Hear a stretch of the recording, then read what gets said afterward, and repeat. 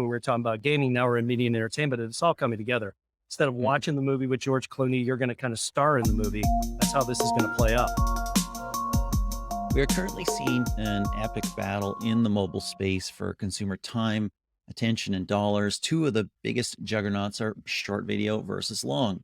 Think Netflix versus TikTok, Disney versus Reels, with many more combatants on both sides. Now, some, of course, like YouTube or Facebook, with stakes in both sides. What's happening here and who's going to win? To figure it all out, we're joined with Data.ai CEO Ted Krantz. Welcome to TechFirst, Ted. It's my pleasure to be here, John. Hello.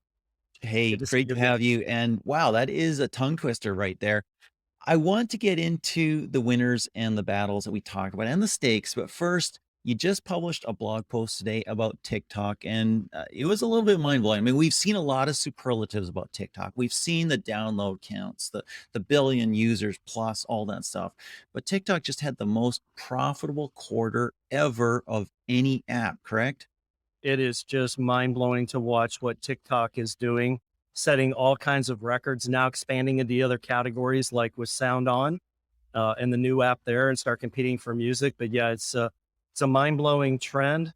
And I think what's interesting is also when you look at the time spent there, right? For Gen Z, they're kind of in the pole position on mobile, and they are spending three times as much as hot as OTT is, three times as much in short form video than they are in OTT. So that's pretty crazy. You just released a big media and entertainment report, and almost half of consumer spend is in two categories: entertainment and books and reference. Talk about that. I mean, the books and reference kind of blew my mind. Yeah, it really is. So when you take gaming out, you got about 54 billion in play.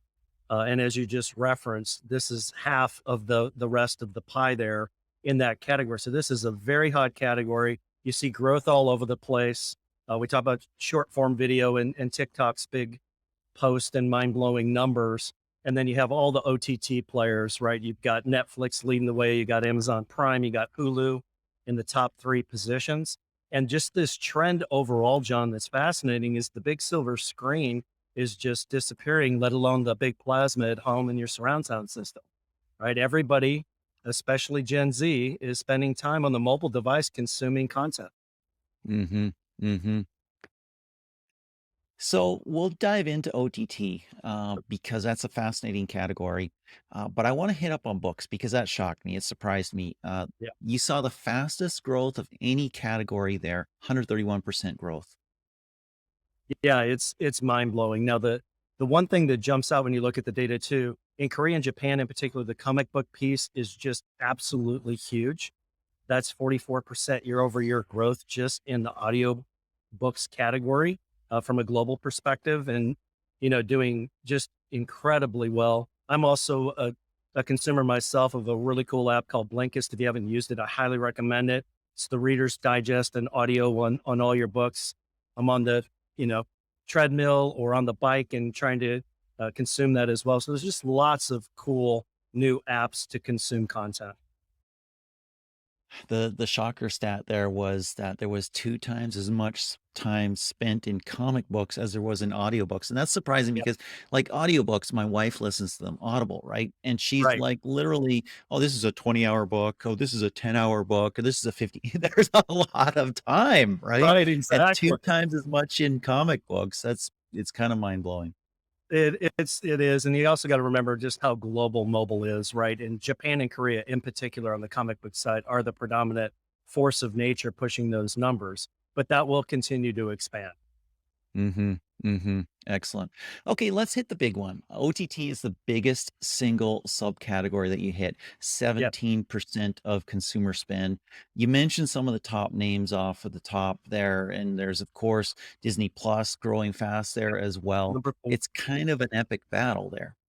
It is indeed. Yeah, like I said, the landscape there is full of winners. I mentioned the top three. You mentioned Disney Plus is in the fourth position. You got a whole host of other chasers there that are big time players. So you can see the fragmentation that's going on the consumer side, and there really is, kind of a mass race for all of these individual subscriptions to get full coverage of all the content you used to have. So it's interesting as we watch what's happening. the consolidated and kind of aggregated view of content doesn't really exist anymore. You got to sign up for these individual subscriptions to get the coverage you want.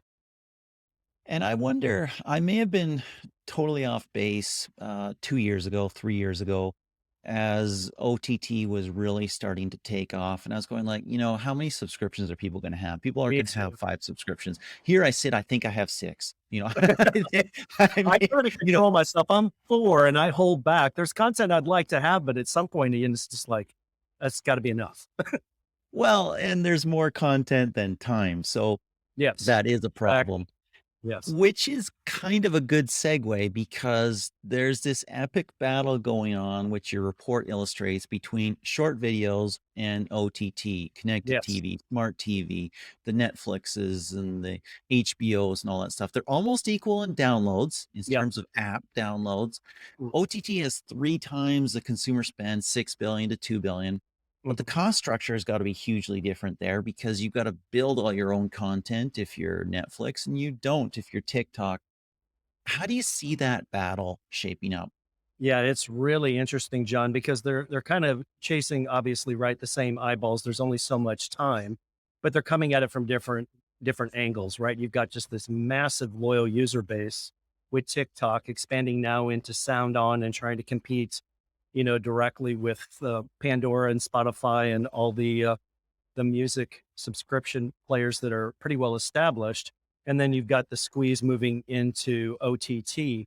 What's interesting, Gen Z, right? They're still spending about 3 times as much in the short form video than they are on OTT. That's a really interesting trend. And can TikTok move into other categories with that very loyal base and then starting to try to increase the monetization more in line with the bigger subscription plays that are on OTT, and then vice versa, OTT trying to figure out how you keep everybody loyal when you have all these, disparate options to subscribe to. So it's going to be a really interesting situation to see how that shapes up. Last point, though, to make it even more complicated, there's a third player here, and that is the base that we're not talking about today, which is gaming, which is still the biggest category. And they're moving into media and entertainment. So this is like a WWE match.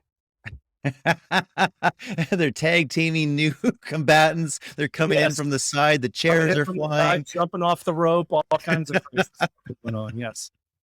Well, it's funny.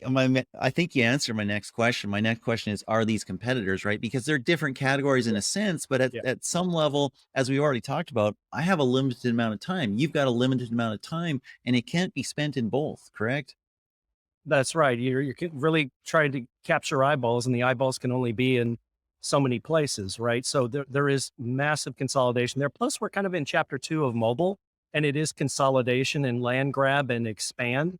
And you can see the categories, starting to drift and merge together. And, as we've discussed in other situations too, when we're talking about gaming, now we're in media and entertainment, it's all coming together. Instead of Mhm. watching the movie with George Clooney, you're going to kind of star in the movie. That's how this is going to play out. I wonder how I'm going to relax because I like to relax and watch George Clooney, but we'll figure that one Right. out. But they'll Um, still be available. exactly. I do want to ask you about AppIQ. And this is going to get a little bit wonky, maybe for some who are listening, but it's actually really, really important. So, AppIQ is your new categorization system for apps. And I know a little bit about this because I've done a bunch of reports in mobile myself. It's really hard to categorize apps, they're spread out, they're different on the Yeah. major platforms. Apps that somebody puts in one category, you put in a different one. Apps that somebody, the publisher, puts in a certain category, you think, nah, it doesn't fit there, it fits here. It's really hard. But if you don't get it right, you can't really study them that well. You can't really know what's going on and compare apples to apples and oranges and, to oranges. Talk about what you did there and what you built. Yeah, no, I'd be happy to. So we're really excited about our entire IQ product line. It really started with Game IQ, where we worked with some of the industry experts. I'll throw a plug out there for Joseph Kim, who is definitely a thought leader in that space. But basically, what we're trying to do, anyone that's living in our data, just like you, John, right? You're trying to get as forensic with the data as you possibly can to look for opportunities that others quite can't glean from the data, at least at a high level. So this forensic approach is all about creating a taxonomy, classifying by genre, subgenre, and try to split and dissect that data in this most granular fashion as you possibly can. We did that for Game IQ. Now with App IQ, what we're going to be able to do, and the first cut of this is for media and entertainment, is start expanding it into other vertical applications, leveraging that same taxonomy and methodology that we built that is heavily reliant upon AI, predictive elements of AI, which we're really excited to lead the market on. And that goes part and parcel with the company name change to Data AI. Really interesting. I wonder, we know sometimes that publishers move categories. You remember Twitter moved years ago from social to news. Yeah. Um, ho- how much do you take into account where publishers have put their app, and how much you take into account? Well, we think it's actually part of that category. Yeah, it's tough to get all that calculus right. That you have to come into this with some flexibility that you're going to move it around a little bit. We even did with Game IQ. We changed the taxonomy structure probably after the first couple of quarters to really zone it in. So you almost need a little bit more real-time feedback from customers, not just the early adopter customers, but broader adoption to really tune it. So we have the flexibility to continue to take the feedback and tune it there. It also offers, though, a tremendous opportunity, though, John, to provide more flexibility than you get directly through the App Store. More categories, you can aggregate the data differently. And we also see some of the best performers on mobile looking outside their industry for insights, more so than ever now, especially with this larger land grab and you're trying to swap lanes or grab more lanes to expand your play. So this isolated look on into the data isn't as hardcore as it used to be. There's a lot more analysis outside industry. Super interesting, and looking forward to more insights from that. Thank you so much for this time. Thank you so much, John. Loved it.